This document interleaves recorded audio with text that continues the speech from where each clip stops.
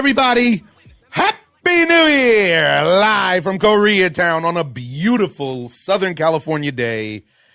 It's the O-ZONE. I'm your host, Omar Miller.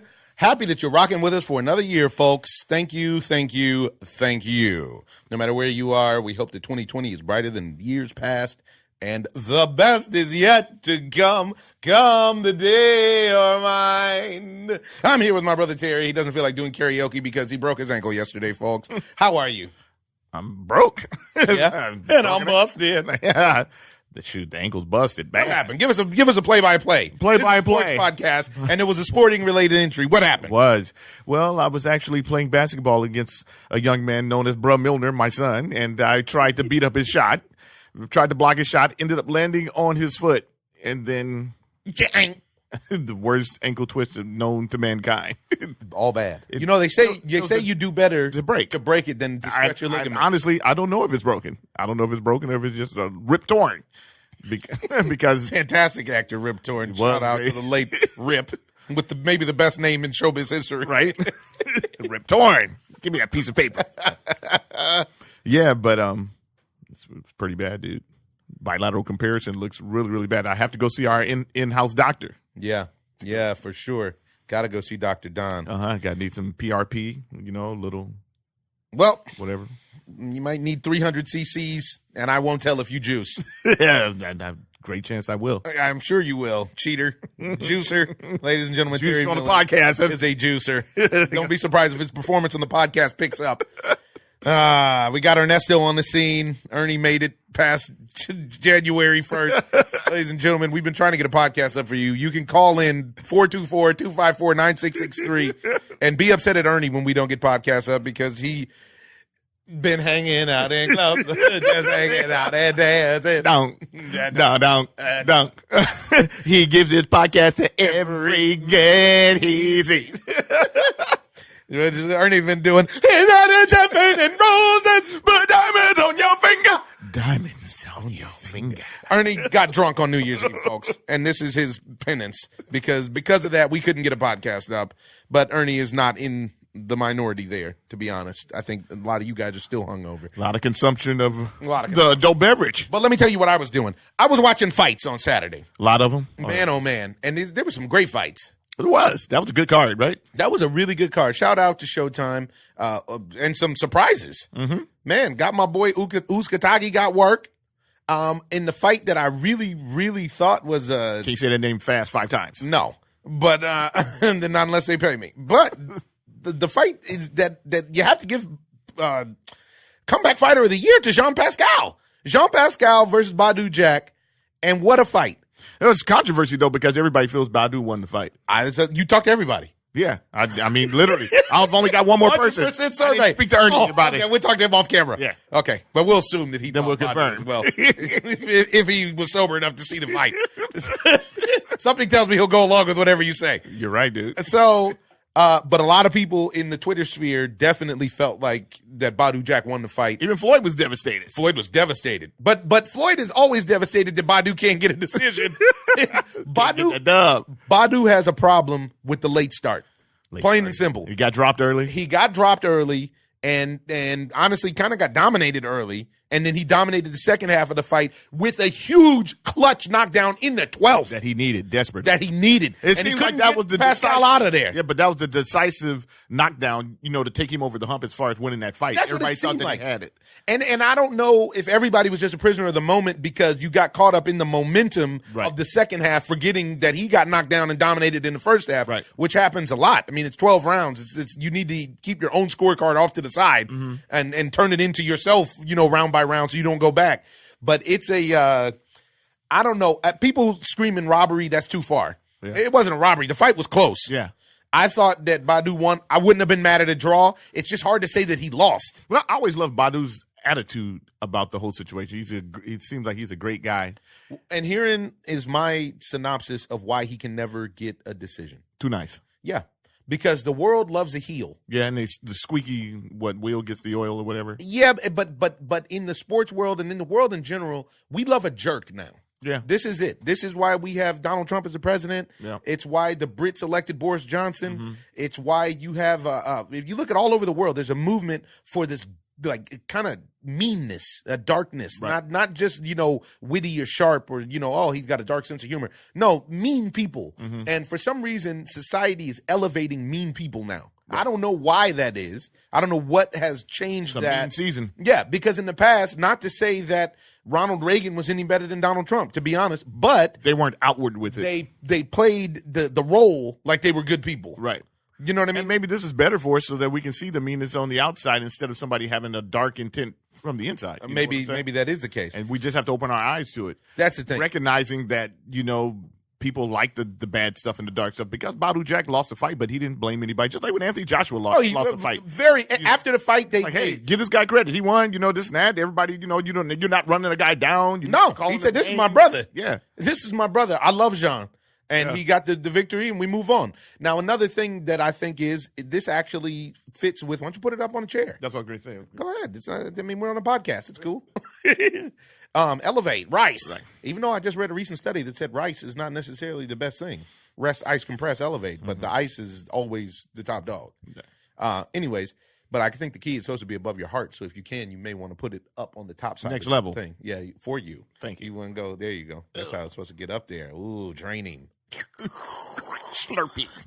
So, but the other piece is, in my opinion, is that this is consistent with the all-out war on faith in public space, because Badou Jack always mentions his Muslim faith in his fights, in the build-up, in the post-fight. He's always thanking God for getting through the fight, even when he had that crazy busted head when he had the Xbox, when he got the Xbox symbol on his dome, on his forehead, but he's always talking positive. He's always talking about God.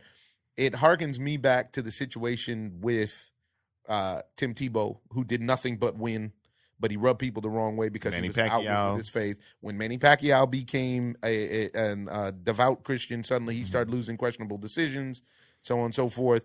But it's in general, if you keep an eye on it, when people speak out about their faith, whatever faith, I'm not promoting one faith or the other in this situation. When people speak out about faith in a higher power, they are more apt for the system to not cooperate with them in comparison to people who are willing to step and fetch it and tap dance in the interviews and basically not have a storm. Not have a belief system in general, and then they can act amoral, system, and that's it. Their belief system more acceptable. Is idolatry, right? Because their belief system and their God then turns into money, cars, women. That's it. This is and cash. These people always end up with the benefit of the doubt when it comes to the societal thing, because we've incentivized.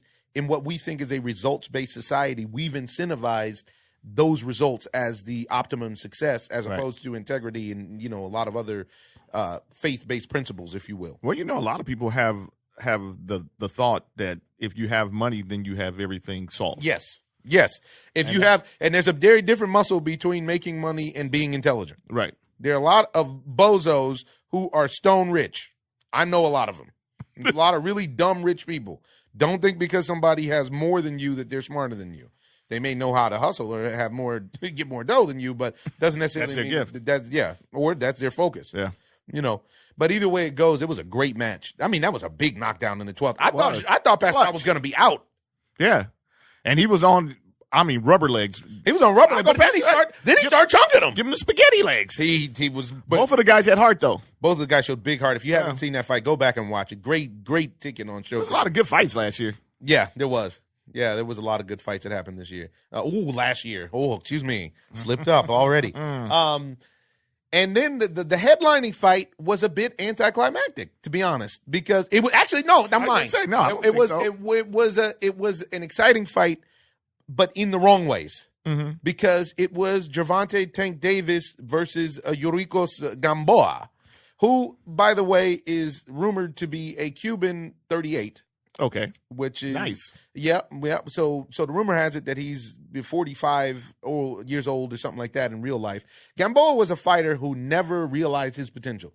I remember when you keep saying that, but he doesn't have a lot of losses on his record, and he was a champion and he did his thing. A lot of people never live up to their potential. It's just that in the sport, in the era that he came up, I don't think that it's as much talent as it is now. I don't know about that, but he came up in the era. I mean, he's been fighting for a long time. Yeah. And I remember when 50 Cent promoted him because he was 50's first big marquee boxer, and he was like the next. Right. And he, lost a couple times and lost in an ugly way. Terrence Crawford I pulled out the whooping stick on him. Yeah, but you talking about Terrence Crawford. Top dog. Yeah. I'm not saying that. But then beyond that, he did look bad in some journeyman kind of fights. He was out the ring. It is what it is. But what my point is that even at 38 years old, holding a regular belt, and once again, I'm upset with all of these different belts and so on and so forth and blah, blah, blah. But he was holding a regular belt, which then in turn Tank Davis was challenging him for. They sold out Atlanta. Tank earlier this year sold out Baltimore. He really is a superstar in the making. Mayweather Promotions has done the best that they can to protect him while also growing his popularity. Well, we spoke to, who was that in the industry that we spoke to in the past, and they were talking about building fighters. Yeah. And building fighters. Yeah. And he seems to be, to me, what I saw this weekend was a guy who they're building in a sense of not through fighting, but through promotion. Because he looked very vulnerable. So this is to get to the actual fight. Fight starts. Both guys dancing around. Davis lands a few punches. Gamboa lands a few punches. Second round, Davis drops Gamboa. Gamboa goes down in a weird, like, growing stretch kind of position where one leg is bent under and one leg is extended. And when he's getting up, he looks back down at the floor like he slipped or like somebody kicked him or something. Yeah, he said, something's wrong with my shoe. That was not what he said immediately. If you rewatch the knockdown, he just looks back in a very similar way that Kevin Durant looked back when he tore his Achilles. Or anybody else who's torn it. Yeah. Where it feels like somebody tripped you, where there was a sniper. It was a hallmark Achilles injury. So what ends up happening is Tank can't get him out of there. He tries to hold. The rest of the round, he's holding, gets to the corner and says, something's wrong with my shoe, change my shoe. His corner acts like they don't know what that means. And then also he said, I can't go on. He said, I cannot go. I can't go. That's it. I can't compete. I can't go. Jack Reese, who's a wonderful referee, said, I don't understand. Get back in there. And his corner told him, get back in there and shut up. What we saw for the next 10 rounds was incredible. Gamboa. I've never seen anything like this. Put on a display of tolerance and heart that you rarely will see matched for 10 rounds. In any sport. Where he actually, if you watch the post-fight, he touched Tank up a lot.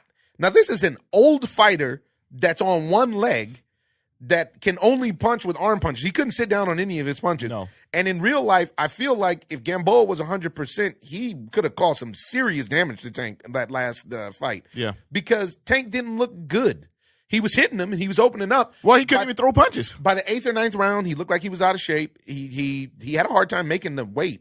They had to give him extra time. He was 2 hours late to the weigh-in and was a pound and a half over. They gave him another 2 hours. He loses the weight, and he looked sluggish. He didn't look like the headliner on the card that you wanted him to look like.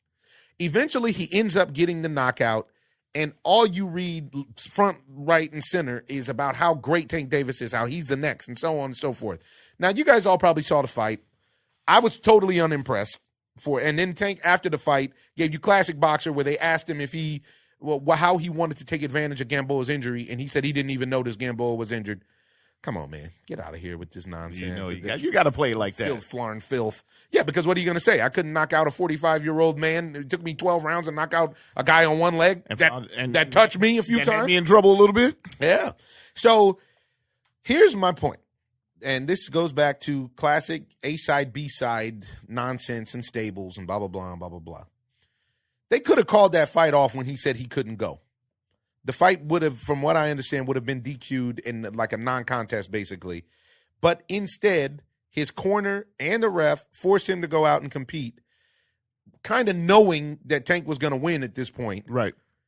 And instead of, and if it would have been stopped before, I think it's 4 or 5 rounds, it's almost like a baseball game where then it goes to, before there's a chance when it stops, it can go to the cards. There's another chance when it stops, it's just a DQ. That's what rules were set in place before the fight. Exactly. And my point to you guys out there in Ozone land is, if they stopped this fight when they should have stopped the fight after he said, I cannot compete, this is a really bad look in general. Tank doesn't get the belt, so they can't say he's a 3-division champion or whatever division champion that he's supposed to be. And it seems to be more of the same as far as constructing a fighter as opposed to building the fighter through fights. Right. So now we get the hype of Tank being this, Tank being a champ, Tank being that. And what I wanted to go over with you is a roster of people that, based on these last few outings, I really don't know if Tank has worked for. Now, Tank's whole thing, he is a superstar in the making. He's very popular. He's popular with rappers. He's popular with actors. He's popular with, with Just the popular. cool kids. Yeah. And that's important. Uh-huh. Now, he rides up in a Lamborghini, all this kind of stuff. But he should ride up in a tank, in my opinion, which would be really cool. Yeah. But honestly, I definitely, and I've been a proponent, you guys have heard me say for a long time that I really thought that he had worked for Lomachenko. This version of Tank fights Lomachenko, he's going to get embarrassed. Yeah, to the point where he might quit. He might quit. Or he might get knocked out. But I think he would get knocked out, honestly. Loma get you out of there. Because I really don't think, I honestly don't believe Gervonta would quit just because of ego and pride. Yeah. Which would give him even more of a beating. Yes. But at this point, he would definitely have to polish up his skill set. And I don't know if it's because he doesn't get enough fights. He doesn't get enough rounds. And then he also, what we have to recognize about Tank more so than anything is that he has a serious lack of discipline. It's clear. There is a crazy discipline that goes on with being a champion of anything. That you have to have and respect. Yes. And it just doesn't seem like he has that. Plain simple. Lomachenko has it. He has it. He's in the gym right now. Yeah. Haney has it. Haney has it. I don't think Loma. Let's go through the list. Loma has worked for Tank at this point, and I hate to concede that, but Loma has worked for Tank. I do not think Loma has worked for Teofimo Lopez. No. But Loma has worked for Tank. Teofimo Lopez has worked for Tank. Yes. Because Teofimo is disciplined and he cares. Yes. And he also has the knockout drops. Right. He get you out of there. And that's going to be a good fight when they make that fight between Loma and Teofimo, to be honest. Then to take it back, they said there was no money in the fight, but a guy that, even though he's smaller, I don't think this version of Tank has worked for Tevin Farmer. No. Tevin's disciplined. Tevin moves and it's hard to hit. Yeah, and Tevin's going to put the paws on him. And he's going to be ready for 12. Yeah. I don't think he has work. And this was the one that when I was making my list, I thought about it. I don't know if Tank beats Ryan Garcia at this point. Ryan Garcia looks nice. The problem is... Also doesn't get enough rounds. Yeah, who doesn't get enough rounds, but he actually looks like he has heart and he has the discipline. The problem is that Tank just really doesn't... The discipline part, you can't state enough. No. This is not the first time he's had a problem making weight. A problem in the ring. Yes. And not only that, you see him when he's not fighting, how he blows up. Yep. It's hard to do, man. You have to respect the fact that if you're a fighter, your job is to stay in shape all the time. All the time. Until you're not fighting anymore. I can understand that you can get a little bit overweight or out of shape or whatever, but the way that he looks when he's out of shape, I mean, you wouldn't even recognize that he was a fighter if you look at some of his photos. And Mikey Garcia was not impressed, as was a lot of the non-boxing, a lot of the boxing world was not impressed. Yeah, well, and a lot of stuff that's going on is that you see that if he can't knock you out, then he's going to have a problem. Now he has right. And at 135, that power didn't translate as much because Gamboa ate a lot of those shots like it was nothing. Yes. And even with the knockdown. He would have got up from that last knockdown that when they called the fight. Yeah. I'm glad that they stopped it, but I'm glad they stopped it too. They didn't need to keep going. Because honestly, when you look at the whole ball of wax, it looks just like they just put him out there as a sacrificial. That's exactly what it was. The Gamboa's past his prime. He got some money. They were expecting him to roll over. He came to fight. Mm-hmm. And I thought he was going to give him a problem. And he exposed Tank in certain ways, for sure. We now have a word that Gamboa had a ruptured Achilles, and they don't know if it was completely ruptured or partially torn. This new news is making it sound like he was just partially torn because Bad Left Hook is saying he's going the Kevin Durant route, saying he's avoiding surgery. Yeah, he's not going to have surgery. They said they did an MRI, so he can rehab it for about 3 months and then come back. Kevin Durant didn't do it. He did it, but remember he was down for like 6 or 7 weeks, and that's when they lied and told him that it was a calf thing. And that is dangerous. And I think that eventually he's going to tear it. But honestly, at this point, Gamboa is probably just looking to ride off into the sunset and get one more big payday because he gained a lot of fans on Saturday night with that display of heart.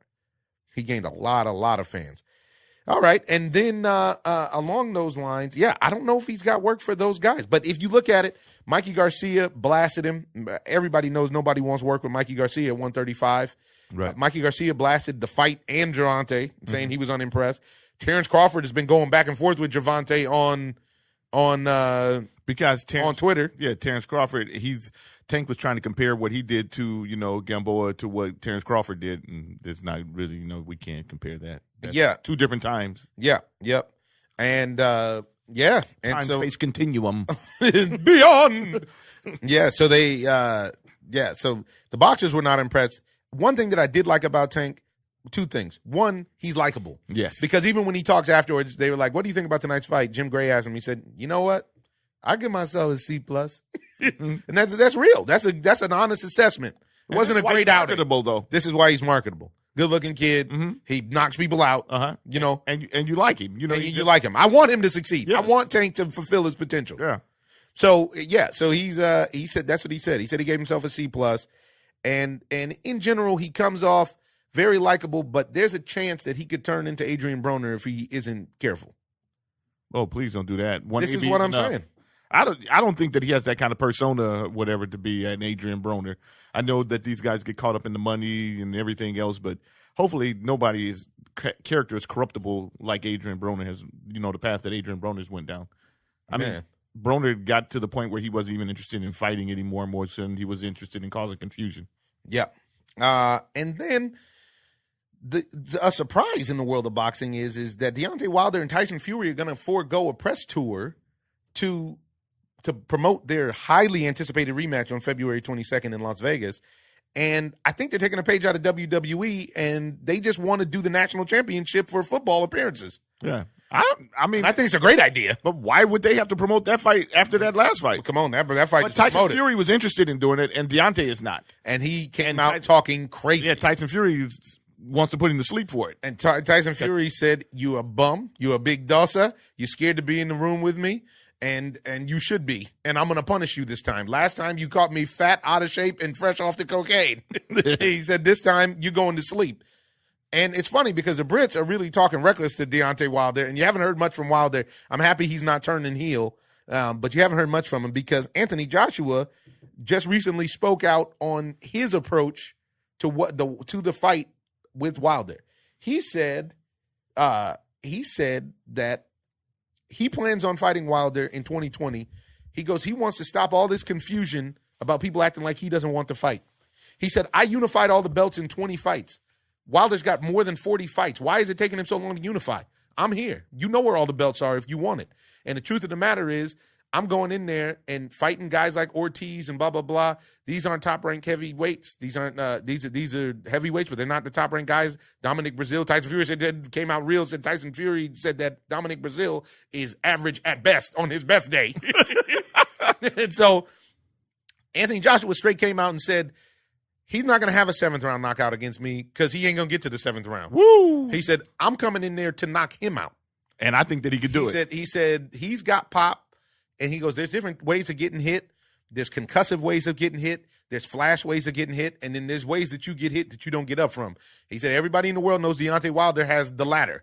But I'm not scared of it. And the truth of the matter is, I'm not letting him get to 7 to hang around to do that. I'm planning on getting him out of there early.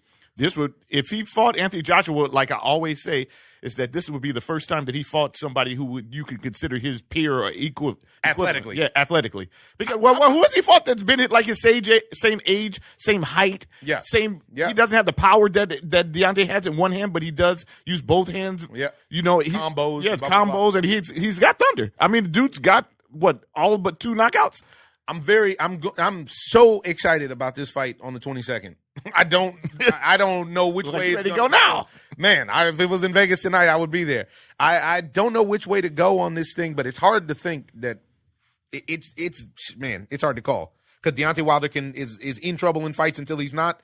But I want to see how Tyson Fury's eye holds up. But Tyson Fury had a chance to get him out of there in that last fight, and now it's going down. Well, I feel like I'm going to take Tyson Fury.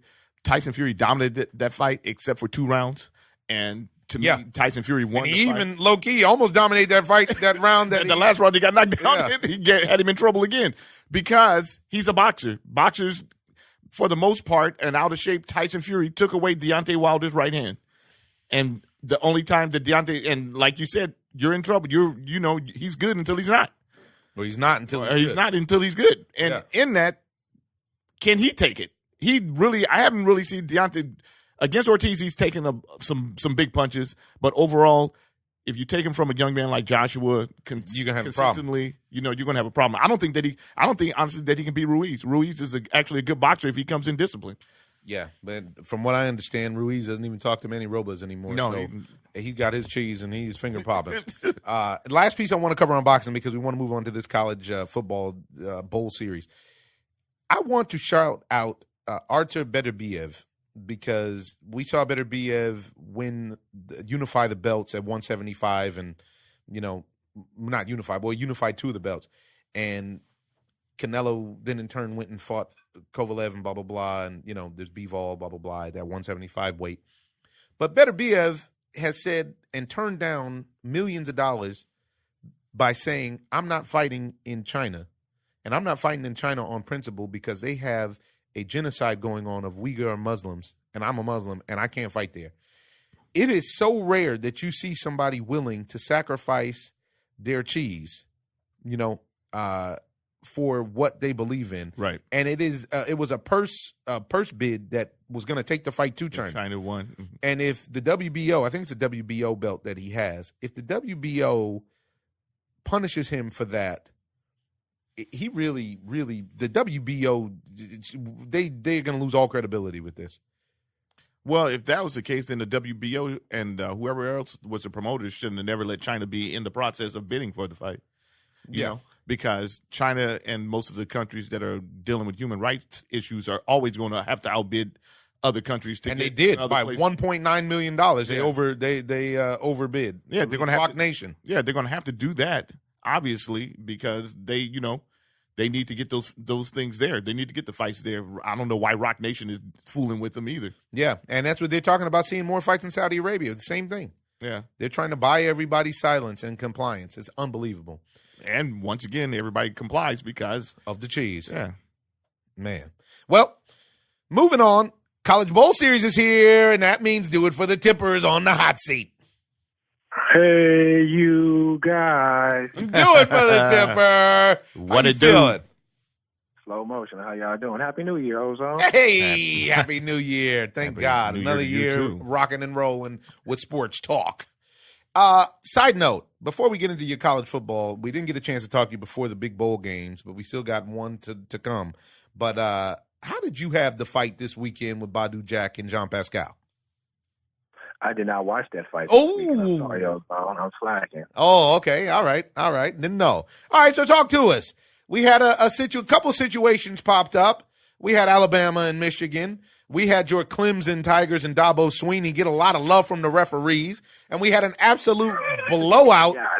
We had an absolute blowout with Joe Burrows looking like Joe Montana or Joe Namath Hey, Joe. against Ohio State. Talk to us about what went down and what do you see happening on the National Championship Day on January 13th? All right. So Michigan and Alabama, we already knew what that was going to do. We knew Michigan and the Harbaugh. That's one Harbaugh that can't play and that can't coach in the big games. The outcome is always the same. He gets there, his team is just never seems like he's prepared or has his team prepared to play or win in the big games. So Nick Saban in Alabama with the backup quarterback just went ahead and just roll tide all over them. Now, let me ask you this, though. Do you think that that's a talent thing or is it a scheme thing? I think it's a scheme. The talent is there. Come on, that's, Big Ten football. So kids are either going to go to the Ohio State, they're going to go to, Michigan just to wear the Jordan apparel alone. And, it's just the skills and the talent is there. I think it's just he just doesn't have it. He doesn't have it right now. And maybe he needs to, take a couple of years off or a season off so he can, recoup and just try to get his mind right because he's just not doing it. And it's a letdown for that. For the Big Blue and also for them kids. The best thing about it is they're getting their education, but a lot of kids is also transferring out of there because for some unknown reason they can't win. So that's my opinion on that. But jumping to that classic, that LSU game with Mr. Broadway Joe, touchdown Joe, boy, he put the ball in the zone. Are you kidding me? If you ever played any EA Sports game. And he giving you the T. Martin. He giving you the T. Martin where you have to either pull the plug, trip the plug. I've never done that. It is 49-7 at halftime. 50 points in a half? They could have put up 120 points if they felt like it. Right. In a bowl game. In a bowl game against a number 4 team in the country. Yes. That's not supposed to happen. It's not supposed to happen. So we can say that Burrows is ready for the pros. Burrows is ready for prime time. Yeah. And this is what I want to know. On what team he plays on, he's ready. Yeah, this is what I want to know about Clemson and Dabo Swinney. Are they going to give him all the time? Because in that game, the pieces of the game that I watched before it became disgusting, this kid had so much time. He was back there sewing and knitting, and he had time to pour himself a cocktail. He had time for receivers to run crazy routes. Man, check it out. His receivers must be running a 4.040 because everybody's Usain Bolt. I mean, they just run right by. What didn't even look like great routes. Everybody just ran right by the defenders. Right. So straight fades. Joe Burrows is real. San Fernando Road. I ain't going to even front on Joe. He's real. And but again, to jump back to Clemson, I think Clemson Tigers and Dabo Swinney, they're going to make those adjustments. So with Broadway Joe Burrows, will he have the time in the first half? I think he will. I think he'll have that time. But with the adjustments, and I'm about to give a shout out. This is one thing. If you played EA Sports, Madden is in the game. Icons is pretty decent at making in-game adjustments, and I think that Dabo Swinney would do the exact same thing in this championship game coming up on Monday. Now, do you think that was the difference between what ended up happening on Did you feel like that was the difference? Yeah, or do you feel like it was that love call from the refs? Man, that call was love. It was love because it was a bad call. It was a bad call. Just plain simple. You can't front on it. What can you do? Can't front on it. You can't change it. So if I was the opposing team as head coach, I would have called a timeout to get my team just focused. Like, okay, we lost one of our key players, but we still got a whole nother half and a whole nother play. So don't let this one play determine the whole outcome of the game. Right. Because you're playing against last year's national championship team. Right. So they're going to come back and they're not going to fold. They're going to come back in that second half. They're going to come back in that next play and be ready. That's Dabo Swinney squad. He amped up on the sideline. He's a motivator. Like he's a player. Yep. Like he's a player. He's the 12th man. He's the 12th man. Yeah. So, going into Monday, we got the Battle of the Tigers. We got the purple and gold, and we got the GEAUX Tigers, and we got Dabo Swinney Tigers. It's gonna be an amazing. These bowl games were simply the best. So who do you have? What's going on? O-ZONE. I called it at the beginning of the season. Who we fooling with? Football season. I said that I'm rolling with Dabo Swinney. He do. He just want to hear you say it. Dabo. What's the line on it now? LSU is way favored, or what's the line? Because I think we may need to make a wager. I think Vegas needs my cheese. Look, I haven't even checked. I've been just so pumped up just from the bowl season and the games. I haven't even looked at none of the lines. Like I'm just pumped. I'm rocking my orange and blue today, and probably for the rest of till Monday because I'm representing. But either way, man, it's I would bet the over on the game. I don't think that the spread. If the spread will most likely be like 6 points. For LSU, 3.5 or 6. I tell you what, the national championship games usually come down to the last play. They usually a lot of times the games actually are the tightest games, going. Whether that's at the Rose Bowl, Vince Young style, and Lindale White, or whether that's like what we're about to see. Man, Lindell. Or even, a couple of years ago, Deshaun Watson, when he pulled off the miracle. pylon throw. Yep. So it goes down. It really does. And I'm going to be sad for the season to leave us. But, O-ZONE this season was absolutely amazing because, hands down, the top 10 constantly changed. Everyone had a chance. And all these kids literally played hard. Now, I want to bring something to y'all's attention with Ohio State and the kid Chase Young. I want to ask y'all really quick. He's going to be maybe the top 5 defensive end in the upcoming draft. Right. If you were to be playing and you know that you're going to be that top 5, would you sit out or would you play and risk the chance of injury? It's the age-old question. Yeah, but for me, defensively, I feel. Oh, so go ahead, T. No, I would always play. I don't subscribe to the theory of you can get hurt at home. We watch a lot of. You just did. Yeah, I just got hurt at the house. your draft stock plummeted. Yeah, so my draft stock. I dropped to the 50-something round, and they only had about 10.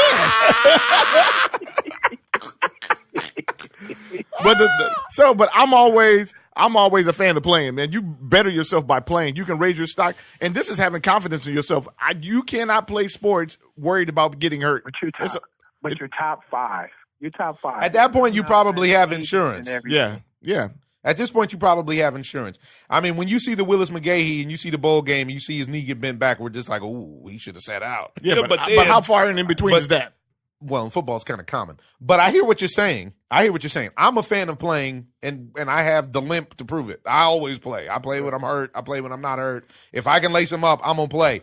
Now, I think it hurts the integrity of the sport. I think it hurts college sports. I think it hurts professional sports because you guys you're not playing for the love of the game more so than you're paying for the financial.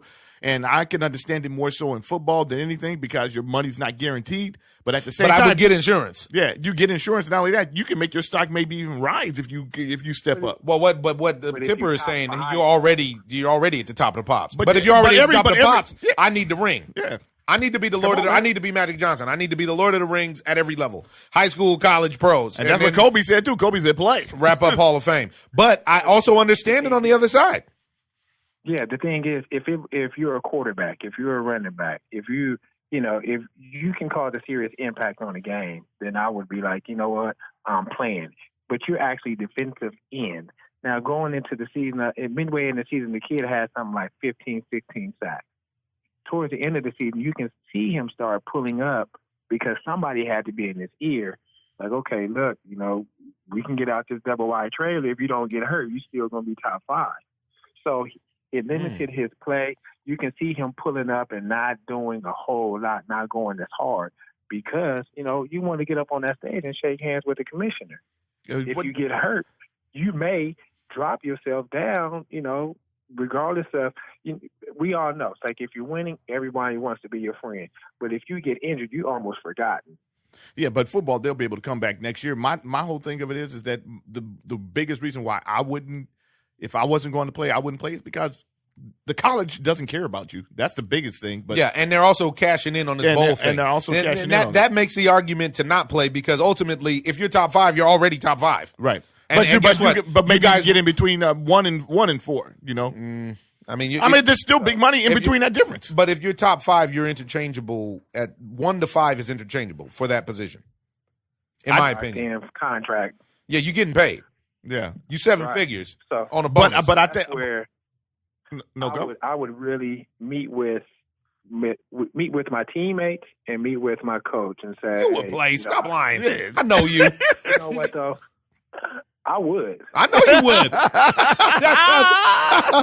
And I would be weak if you came up talking some nonsense about you ain't gonna play. You trash, truck. You ain't gonna play. And you just like you talking about that kid who was pulling up. And now I'm probably gonna get hurt because you didn't play. Yeah, and just like that's what I was going to say. Like that kid who's not playing all the way, he's either gonna get somebody hurt, he's gonna hurt himself. All of us have played sports, and we all know that when you go in there and don't play 100% you get hurt. That's Man, like the code of conduct. Yeah. Yeah, You can't cheat the game. Can't cheat the game. The Can't game's cheat like, the game. oh, okay, you want to go 75, 80? You okay? Guess what? Take this with you. You won't go any. You go 0%. You go How zero. about that? How about that? So either you're going to play or you aren't. You're not going to, but it's not Let going me to be hold this cartilage. We're not going to give you a gray area where I'm going to pull up on the tackle or something. Okay. Well, no, that's not what he's saying. He's saying, do you?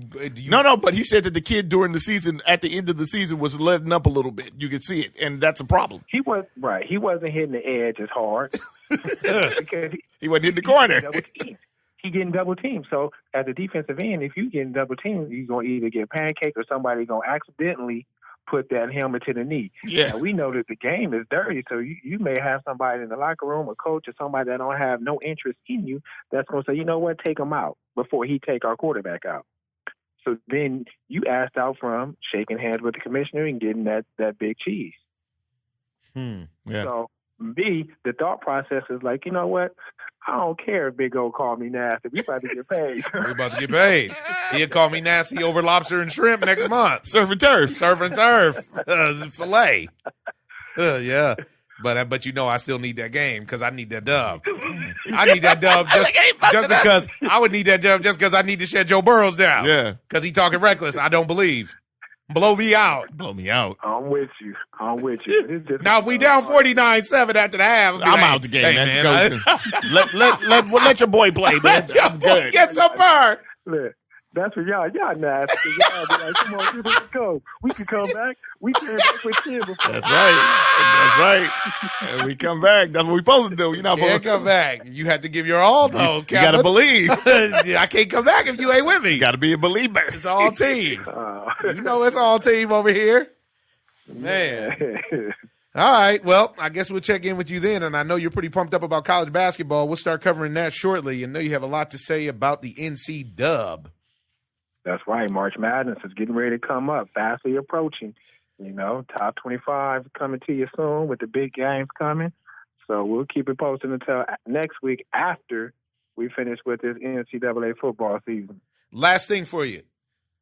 Is it Skull Nation or Who Dat this weekend? Who you got? Y'all know I'm going with No, you love them. I think we got it. I went and bought me a purple sweater.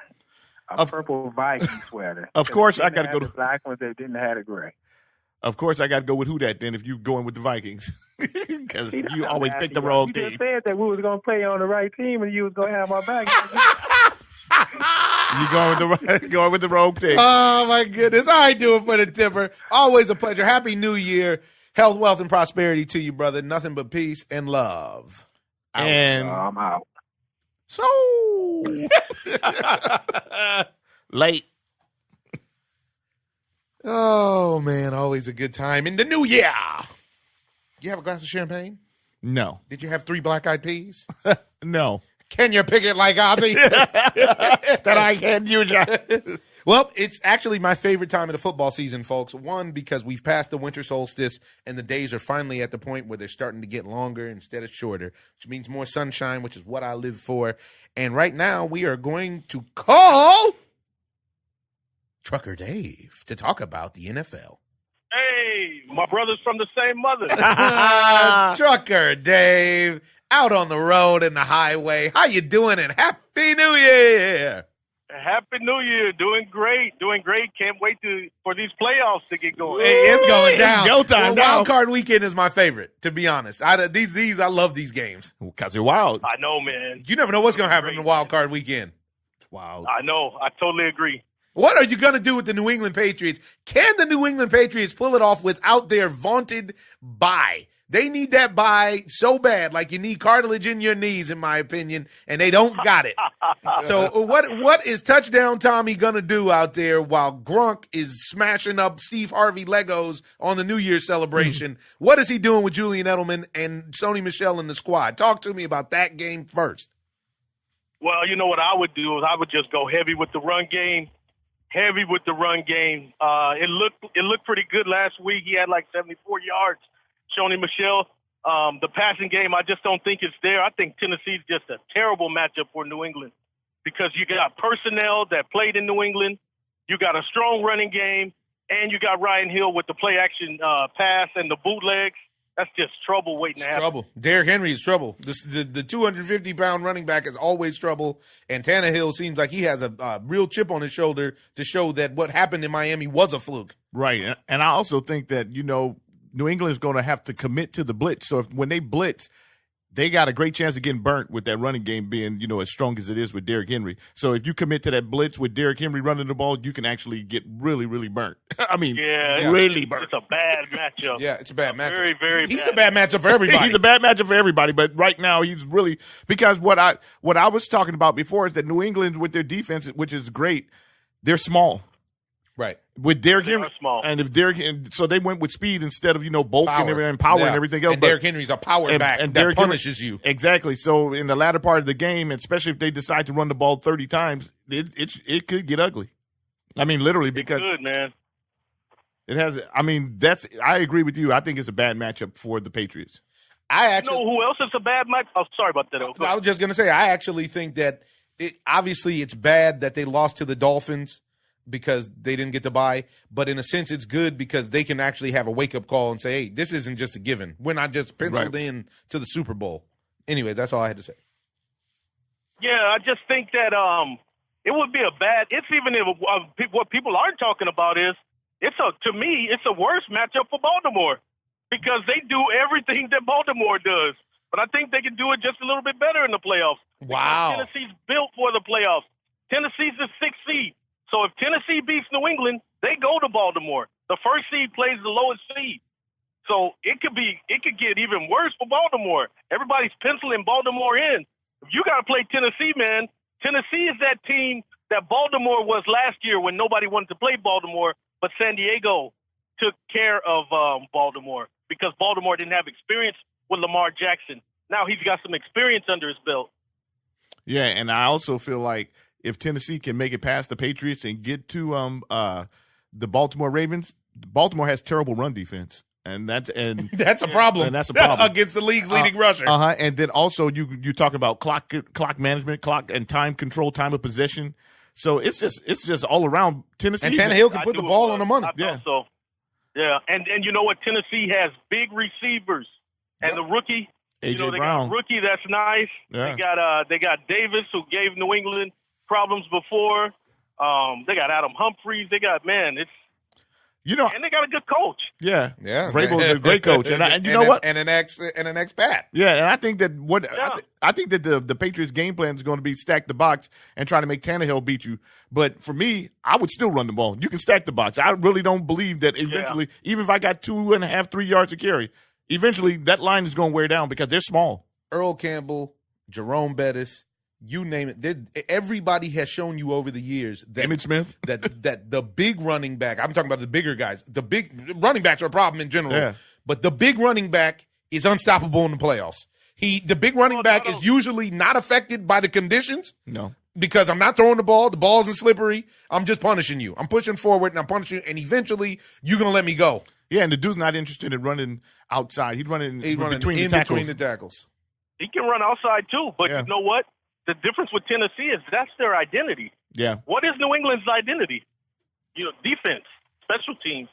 Tennessee's identity is running the football. Don't forget videotape. Videotape is their identity.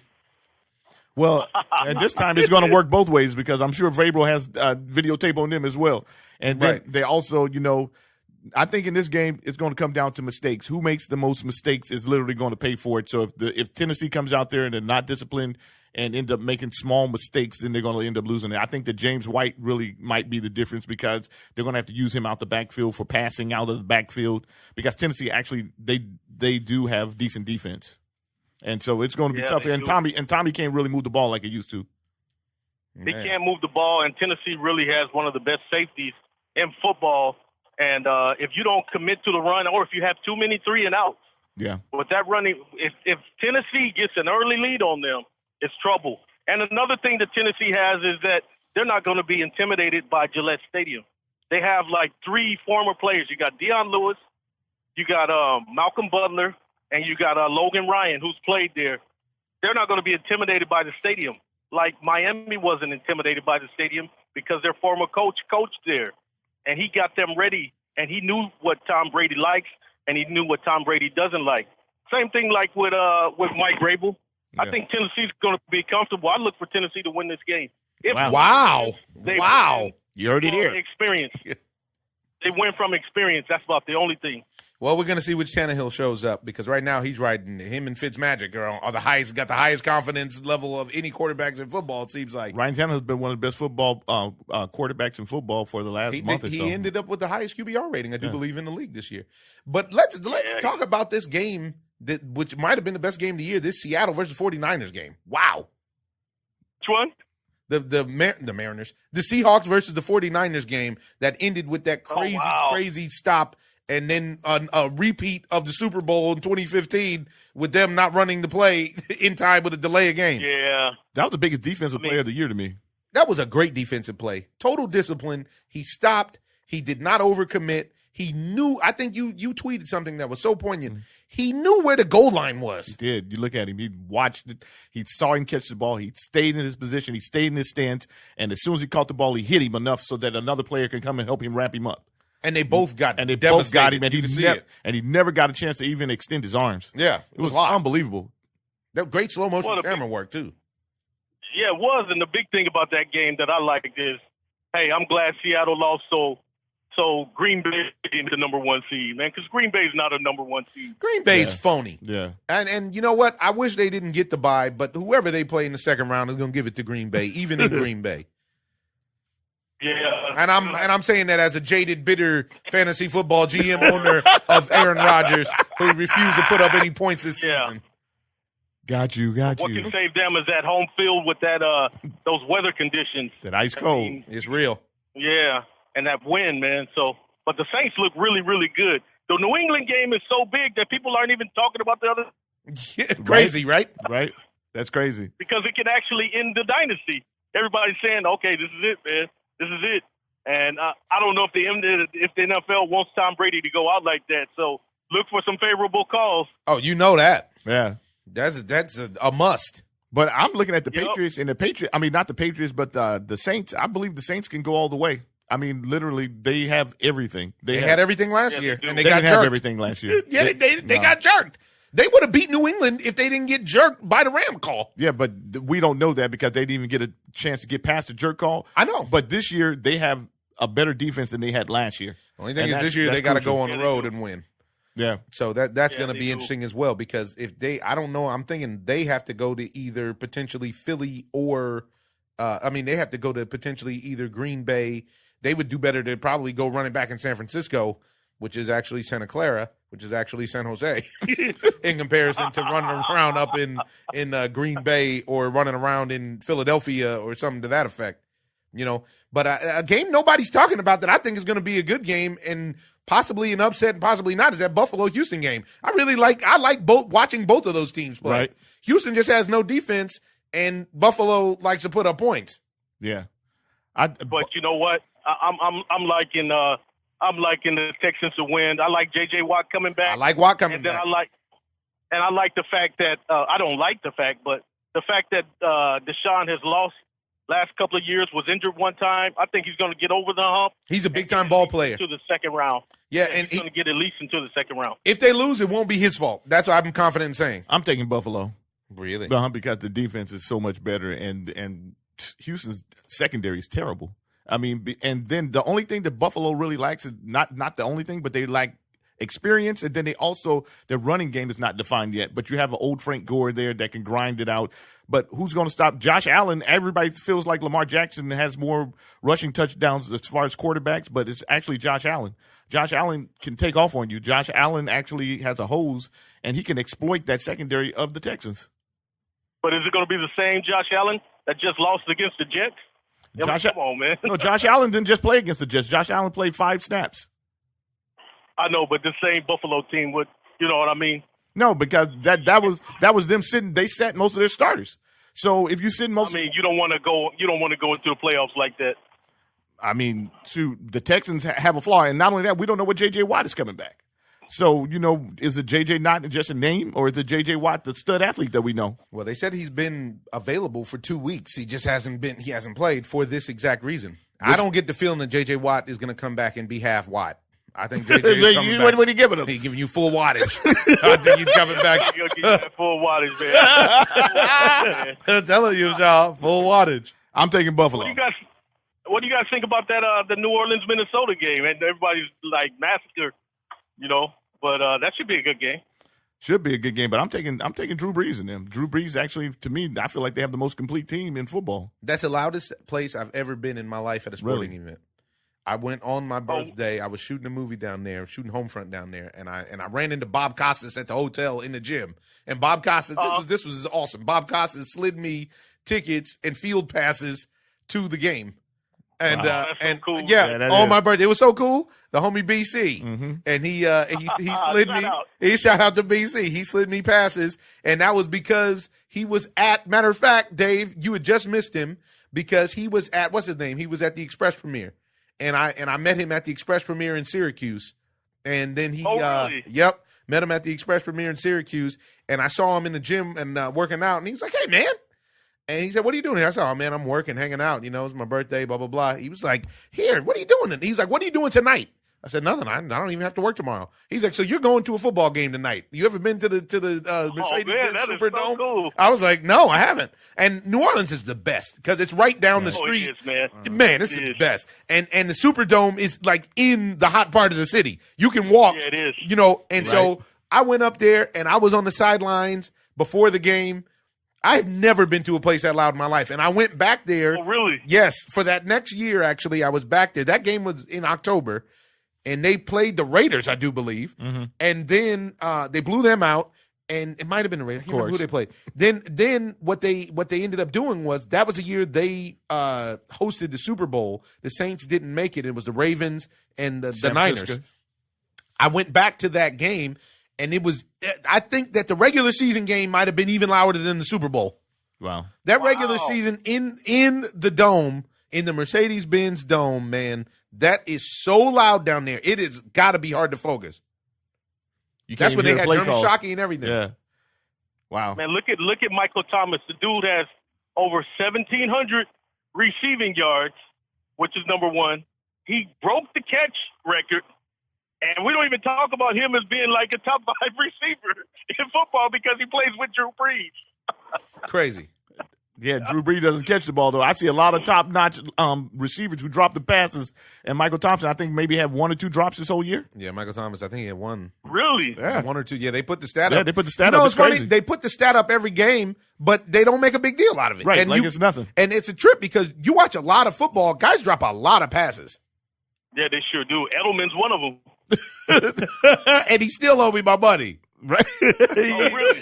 He never paid me for that. Paid you. I saw it. I saw the check. Yeah, I see you, Julian. That's why y'all about to get eliminated. Think you get your cheeks in? Don't tell me you put the curse of O on it. You put the curse of the O-Zone.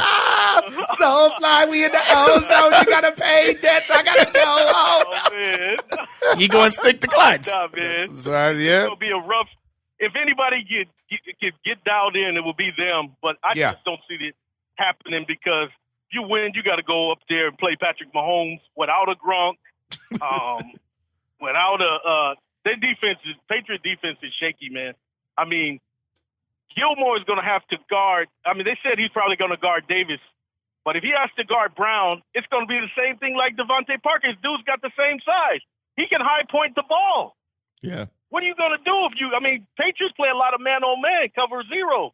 I mean, what are you going to do, man? They're going to have to bracket. They're going to have to bracket one of those receivers, man.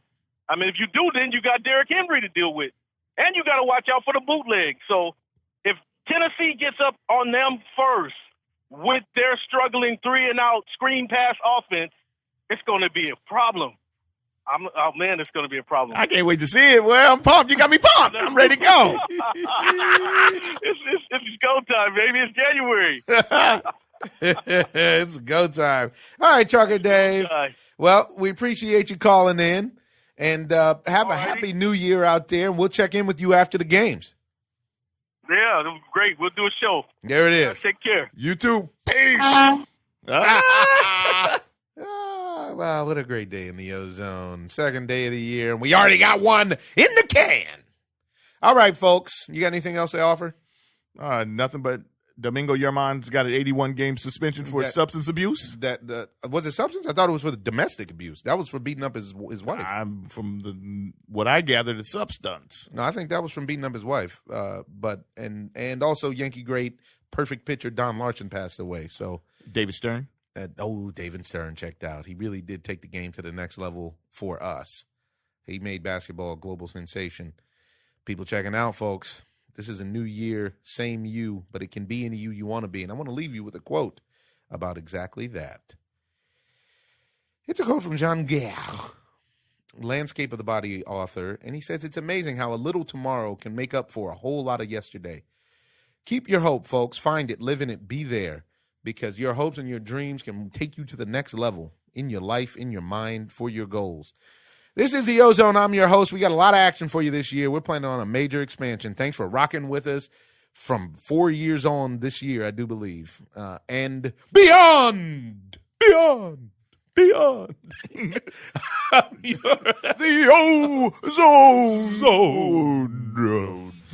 I'm your host, Omar Miller, clowning around with my brother. And this is the O-ZONE. O-ZONE. I'm just living the dream. I'm in love with the lights. This is not just a game. This here is my life. The cameras on me, yeah.